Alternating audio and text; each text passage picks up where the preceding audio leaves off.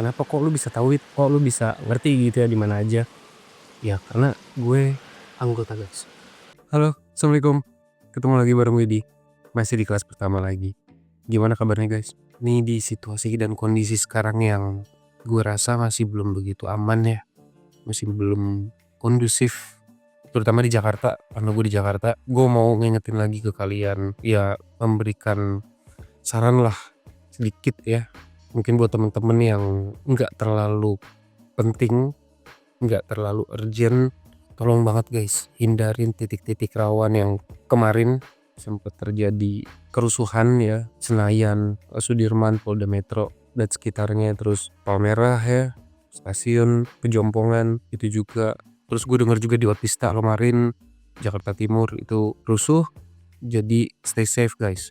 Itu tadi ya, kalau nggak begitu penting banget, dah di rumah aja dulu deh. Atau ya kalau memang harus keluar, coba cari jalur alternatif yang dirasa jauh dari kerusuhan atau nggak rawan gitu ya. Mudah-mudahan kita semua dilindungi ya, amin ya rabbal alamin. Oh, dan satu lagi, do not get provoked.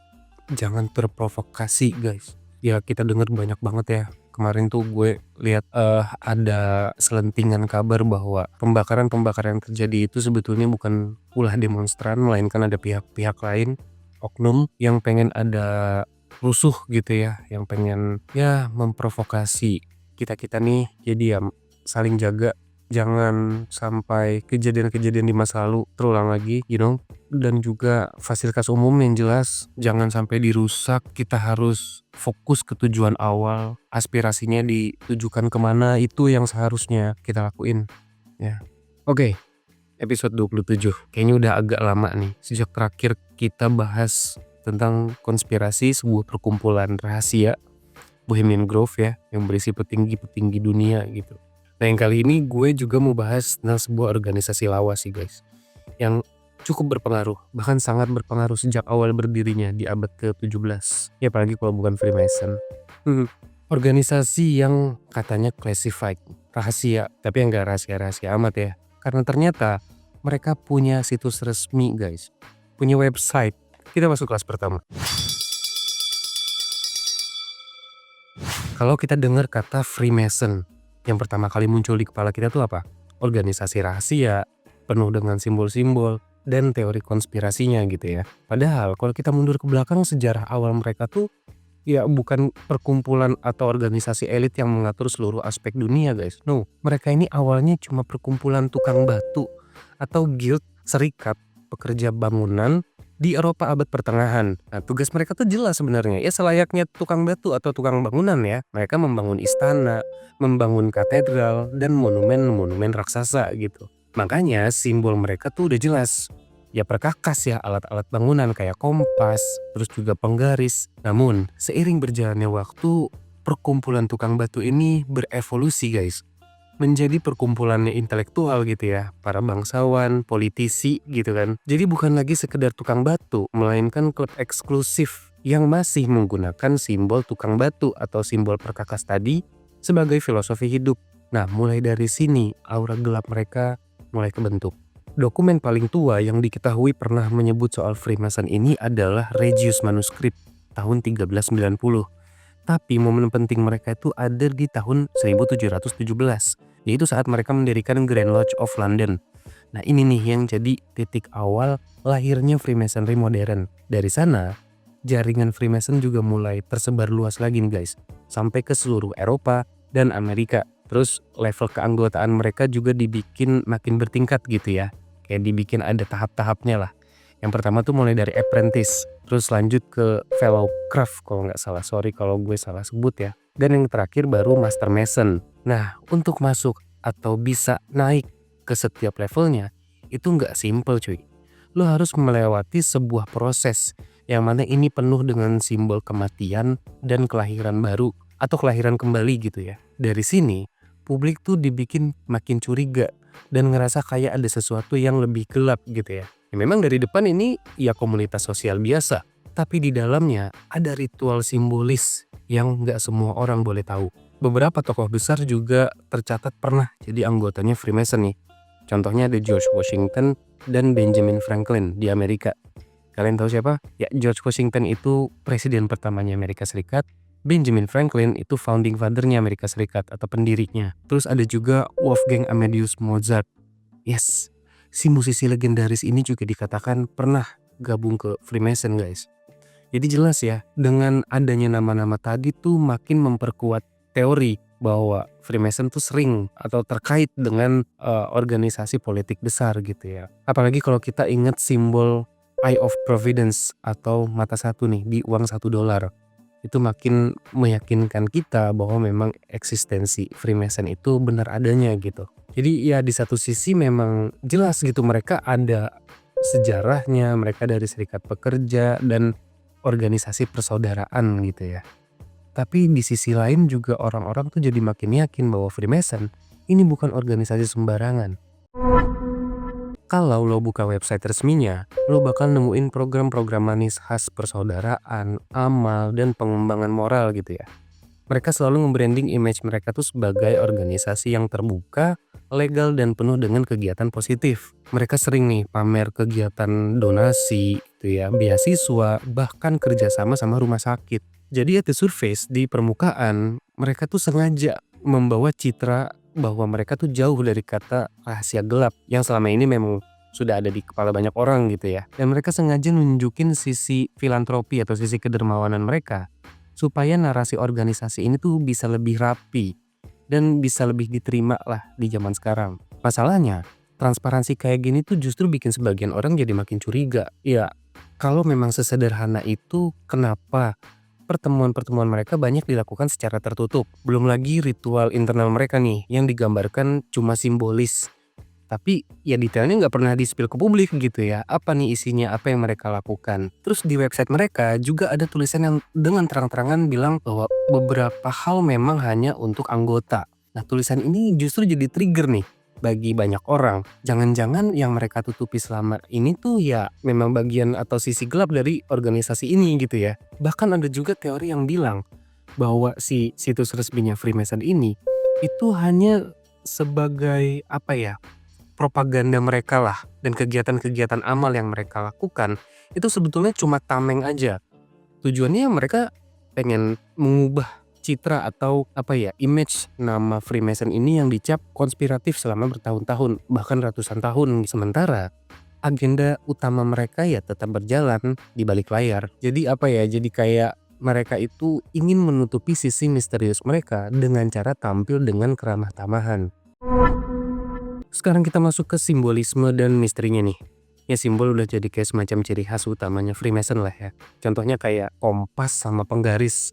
Di versi resminya ini mereka anggap cuma sebagai lambang moral dan juga keteraturan hidup. Tapi banyak yang percaya guys bahwa sebetulnya itu tuh kode bagi mereka untuk ya bisa mengatur arah peradaban manusia. Terus juga huruf G nih di tengah simbolnya. Ada yang bilang itu singkatan dari God.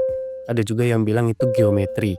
Tapi banyak orang percaya sebetulnya G itu singkatan dari Great Architect of the Universe. Ini merujuk kepada sosok maha besar yang mereka sembah. Terus ada juga simbol mata satu di dalam piramid di uang $1 Amerika yang tadi gue mention ya.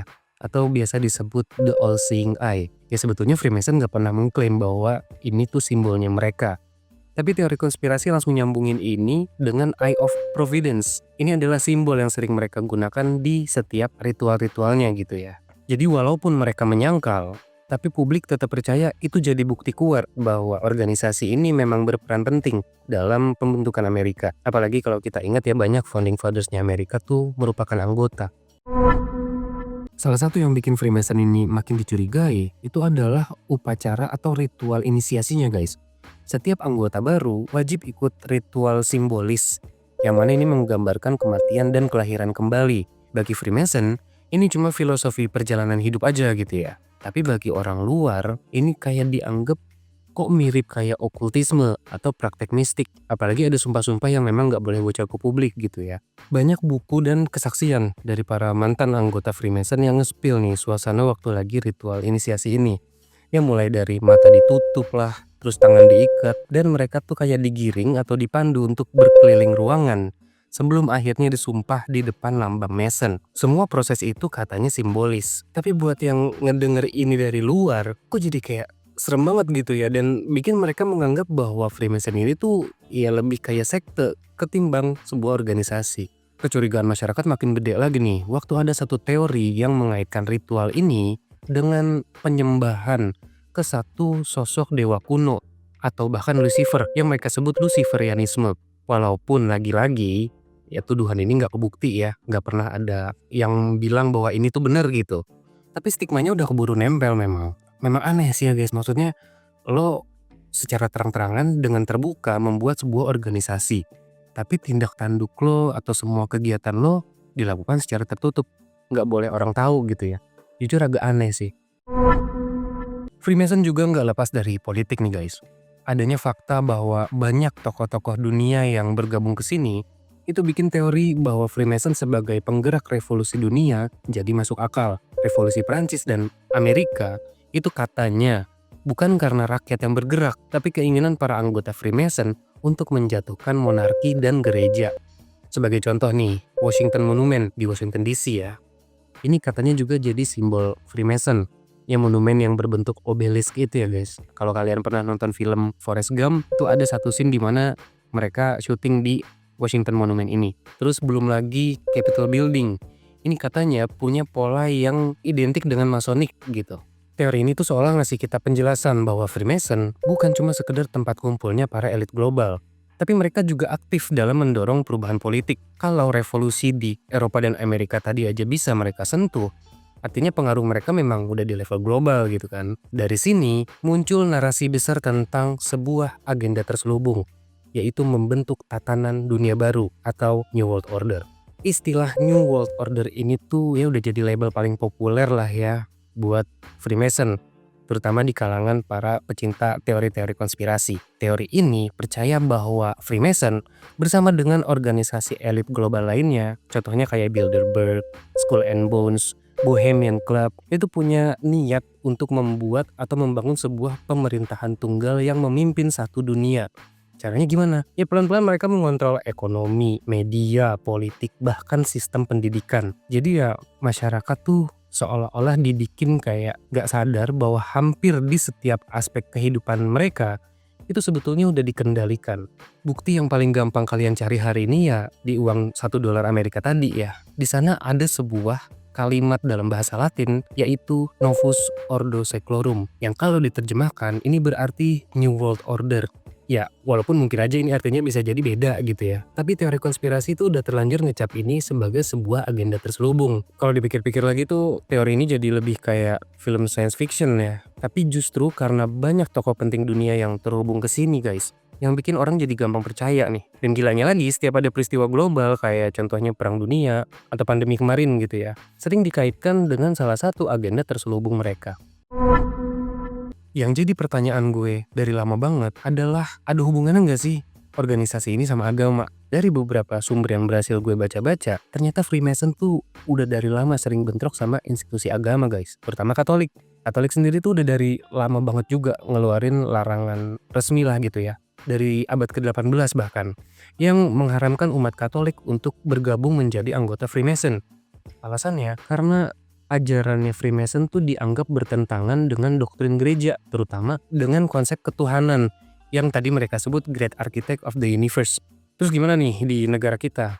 Ya di Indonesia sendiri Freemason jelas dilarang ya. Di zaman Orde Baru dulu, Freemason dimasukkan ke dalam daftar organisasi terlarang bareng sama Illuminati nih. Narasi yang dipakai pemerintah saat itu adalah Freemason dianggap sebagai ancaman ideologi, ya berseberangan gitu ya sama ideologi Pancasila. Terus loji-loji peninggalan Belanda saat itu banyak yang ditutup sama pemerintah atau dialihfungsikan. Memang ya, jejak Freemason di zaman Belanda tuh ketara banget guys. Cukup kelihatan lah saat itu. Karena banyak dari pejabat kolonial yang gabung ke organisasi ini, dan mereka sempat membangun loji di beberapa kota di Indonesia. Ya diantaranya Jakarta jelas ya, waktu itu Batavia. Terus ada juga di Surabaya dan Semarang. Baru nih setelah Indonesia merdeka, organisasi ini pelan-pelan redup ya karena dianggap berbahaya tadi ya. Terlebih di era presiden terdahulu guys, yaitu Bung Karno dan Pak Soeharto nih. Freemason dianggap sebagai alat asing yang bisa merusak ideologi bangsa. Nah atas dasar itulah Freemason akhirnya dihentikan pergerakannya, dihilangkan jejak-jejaknya gitu ya. Walaupun katanya sih masih ada sampai sekarang aktivitas kecil yang off record. Nah, di era sekarang, Freemason tuh lebih sering muncul di forum-forum konspirasi nih. Masih banyak orang terutama Indonesia ya, yang mengaitkan Freemason dengan Illuminati, atau Zionis, atau bahkan itu tadi ya organisasi elit global yang ngatur dunia. Walaupun hubungannya dengan Indonesia udah lama selesai, tapi misteri keberadaannya tuh masih dibahas sampai sekarang guys. Dan masih banyak digunakan di beberapa narasi atau isu mistik. Muncul pertanyaan mendasar tentang Freemason di era sekarang. Mereka membuat website tadi itu, website resminya, apakah sebagai bentuk propaganda atau edukasi nih? Itu tergantung sudut pandang kalian ya ngelihatnya dari mana. Kalau dari point of view-nya mereka, ya jelas itu edukasi. Ya mereka udah capek gitu lah ya, dicap sebagai organisasi gelap yang penuh kontroversi dan lain sebagainya. Jadi website ini dibangun sebagai bentuk klarifikasi lah gitu. Tapi kalau dari kacamata skeptis kita nih, kayaknya itu propaganda deh. Jadi website ini mereka bangun sebagai sweet spot untuk ngecover agenda yang dijalankan di balik layar. Tapi ya kalau diamatin lagi memang nggak banyak, bahkan nggak ada ya organisasi di dunia ini yang berjalan dalam dua narasi sekaligus loh. Yang pertama ya itu tadi, mereka resmi punya website, mereka punya kantor, terus juga melakukan program-program amal gitu ya. Tapi di sisi lain justru itu yang jadi bahan perdebatan banyak orang. Kita sampai di akhir kelas. Jadi kalau kita simpulin tuh ya, Freemason awalnya punya sejarah historis yang jelas ya. Mereka dari serikat pekerja, serikat tukang batu yang membangun organisasi terus berkembang jadi perkumpulan para intelek gitu ya, para intelektual dunia. Akhirnya punya pengaruh politik yang kuat juga dan mereka punya sesuatu yang gue sebut power. Yang mana power ini mereka gunakan untuk menyembunyikan identitas asli mereka yang sebetulnya nggak tahu kapan ya bakal ke-reveal. Nah, kalau kalian penasaran tentang peninggalan-peninggalan Freemason di Indonesia, terutama di Jakarta yang tadi sempat kita bahas, dulu ada guys, namanya Loji Bintang Timur. Tapi sekarang udah nggak ada nih, berganti jadi Gedung Bappenas yang berada di Menteng, di Jakarta Pusat ya, tepatnya di seberang Taman Suropati. Itu dulunya bekas Loji Freemason. Terus kalau kalian juga penasaran nih, peninggalan-peninggalan simbolisnya Freemason di Jakarta, itu kalian bisa datang ke Museum Taman Prasasti. Itu jelas banget di sana. Di beberapa nisannya banyak ya. Di nisan-nisan para tokoh Belanda ini terpampang jelas tuh simbol-simbol Freemason. Kenapa kok lu bisa tahu itu? Kok lu bisa ngerti gitu ya di mana aja? Ya karena gue anggota guys. Enggak, bercanda. Bukan. Ini aksesoris saja. Oke, gimana menurut kalian? Kita discuss ya di kolom komentar. Gue yakin di sini banyak lah yang lebih paham soal Freemason, soal teori-teori konspirasi. Atau kalian juga yang pengen kasih ide untuk video berikutnya, episode berikutnya, boleh banget drop di kolom komentar. Like video ini kalau kalian suka, klik juga tombol subscribe dan nyalain loncengnya supaya kalian tahu kalau ada kelas baru. Follow gue di Instagram dan TikTok @fishmang. Kita ketemu minggu depan guys. Jangan sampai telat masuk kelas pertama. Adios.